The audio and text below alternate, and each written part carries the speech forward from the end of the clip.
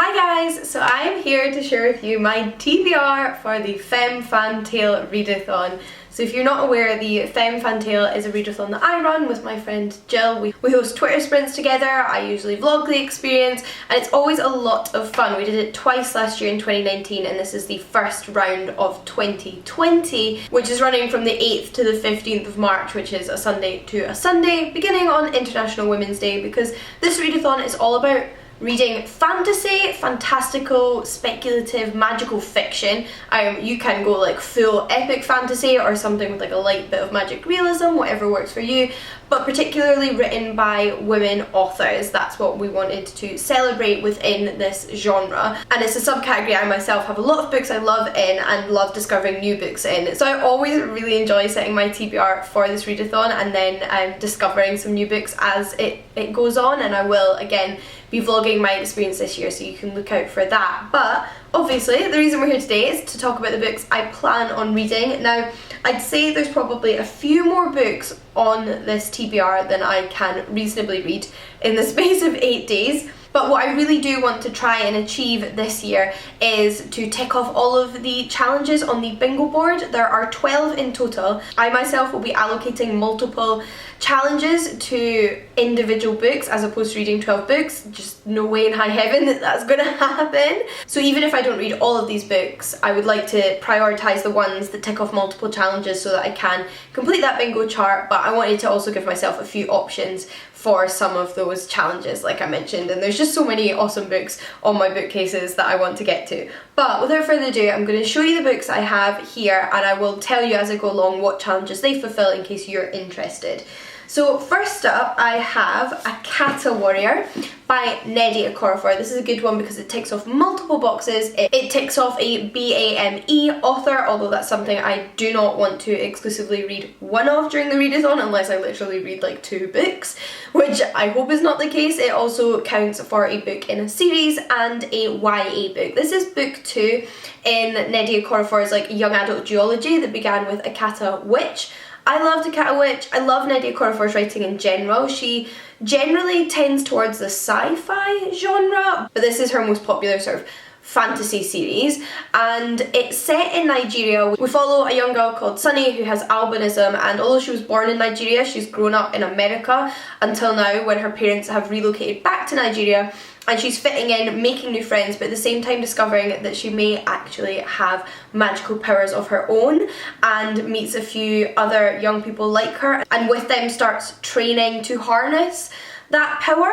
And in the backdrop of the first book there's a serial killer going around murdering people who are also witches, and you start to learn more about that mystery in book 1, but the sort of bad guy that's introduced as part of that narrative is going to continue being the bad guy in this book, and it's sort of what is next for these young people. They, like any protagonists in a fantasy book, kind of end up the ones responsible for saving the world and saving their people, so I'm excited to finally wrap this duology up and see what is in store for Sunny and her friends. We then have Nightshade, A Tale of Ancient Prophecies, Magic and Love by Shea Godfrey. This one would tick off the queer box, which again I personally would like to read more of because I love queer fantasy.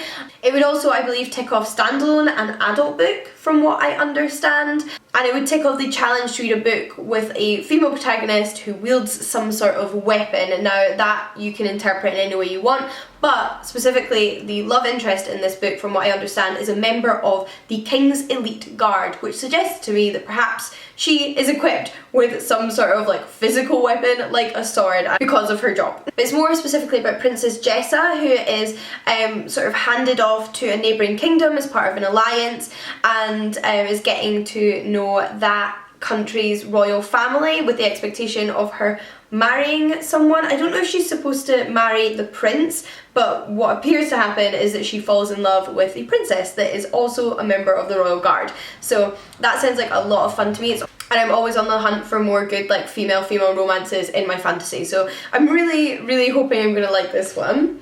We then have Unnatural Magic by C.M. Wagner, and this would fulfill the challenge of reading a book with a non-human protagonist. Now, I think this one is YA, that's what it's listed as on Goodreads, but I'm not sure if it's a standalone or the first in a series, but I'm not terribly worried. I'm sure I will tick off both of those challenges as the week goes on. Now, this follows two protagonists. We have Anna and Syrah. Now, Syrah in particular is actually a troll, whereas Anna, I think, is a human.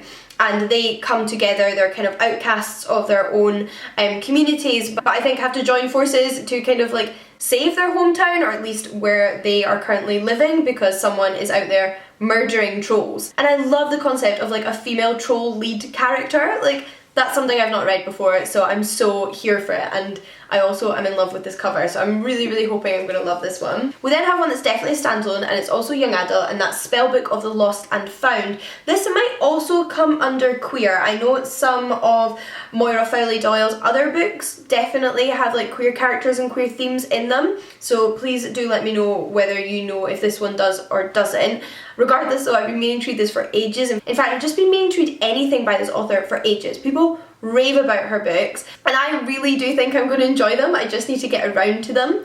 This one also I think would be nice to read during the week, because I'd like to keep a little bit of variety by like switching between books set in like high epic fantasy worlds and books set in our world, which this one is, but with magic in it. So this one is about two best friends called Olive and Rose who begin to lose things, and then I think they cast a spell in order to find lost things, but things start turning up that they didn't expect to. Does anybody else, when they hear that premise, immediately think of one episode of the TV show Charmed, where they basically did the same thing? I'm like a massive Charmed fan, and I have no idea if this book is actually anything like that, but that's just what it makes me think of. And yes, I would just like to read something by this author very soon, and this seems like a good opportunity. We then have A Place Called Perfect by Helena Duggan. This is again a book in a series, and it is a middle grade book, so we tick off that category, and it follows Violet, who lives in a strange community where everyone has to wear glasses or else they'll go blind.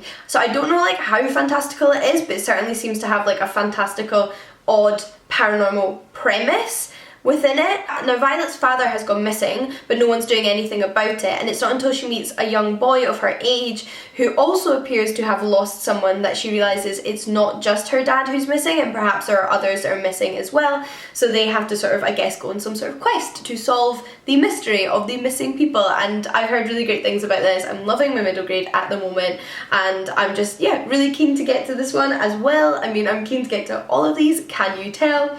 I then have one last book on my physical TBR, which is Sweet Black Waves by Christina Perez. This is a retelling, because retelling is one of the challenges on the bingo chart, and it's a retelling of the Tristan and Isolde folktale.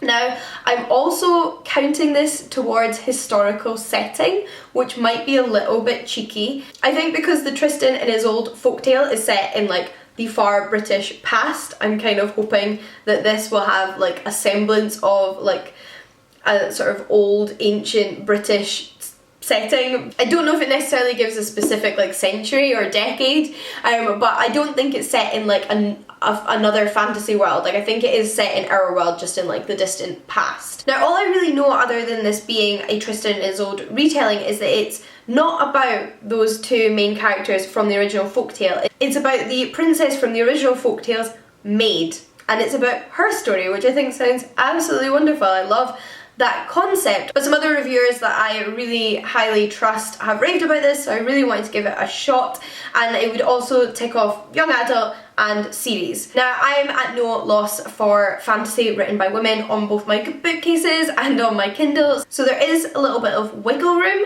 but like I mentioned, if I were to read all of those books, or most of those books, I would tick off all of the like boxes on the bingo chart. One box I realised I failed to mention throughout this entire video is the new to you author box, which is the case for all but one of these books. I haven't read any of these authors except for Nnedi Okorafor, so again, that is not a problem. But everything else I think I covered.